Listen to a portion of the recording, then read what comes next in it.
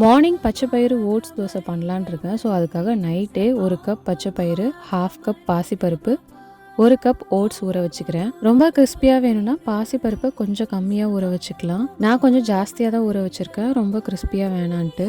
Plant based ப்ரோட்டீனில் பச்சை பயிறு ஒரு சூப்பர் ஃபுட்னே சொல்லலாம். ப்ரோட்டீன் இதில் ஜாஸ்தியாகவே இருக்குது. மார்னிங் எடுத்துக்கிறது ரொம்பவே நல்லது. நெக்ஸ்ட் டே பச்சை பயிறு, ஓட்ஸ் எல்லாம் நல்லா ஊறிடுச்சு. அதை மிக்சியில் மாற்றிட்டு அதோட கொஞ்சம் க்ரீன் சில்லி, ஜிஞ்சர், ஜீரகம் போட்டு அரைச்சிக்க போகிறேன். இந்த தோசைக்கு எந்த ஃபர்மெண்டேஷனும் தேவையில்லை, டேரெக்டாக அப்படியே அரைச்சி நம்ம தோசையாக ஊற்றிக்கலாம். இதில் கொஞ்சமாக இப்போ சால்ட் சேர்த்து நல்லா மிக்ஸ் பண்ணிக்க போகிறேன். பச்சை பயிரில் விட்டமின் B9, ஃபோலேட் இருக்குது. ப்ரெக்னென்ட் லேடிஸ்க்கெலாம் இது ஒரு சூப்பரான ஃபுட்டு, கண்டிப்பாக எடுத்துக்கோங்க. பேச்சுலர் ஸ்டூடெண்ட்ஸ் தோசை மாவு இல்லைன்னா கூட நைட்டே இந்த பச்சை பயிறு, ஓட்ஸ் மட்டும் ஊற வச்சு காலையில் சூப்பராக தோசை சுட்டு எடுத்துக்கலாம். இதுக்கு சைட் டிஷ் நான் இன்றைக்கி பாட்டில் கார்ட் பீனட் கறி பண்ணியிருக்கேன். இதுக்கு மிளகா பொடி கூட ரொம்பவே நல்லாயிருக்கும். கண்டிப்பாக ட்ரை பண்ணி பாருங்கள். பாய்.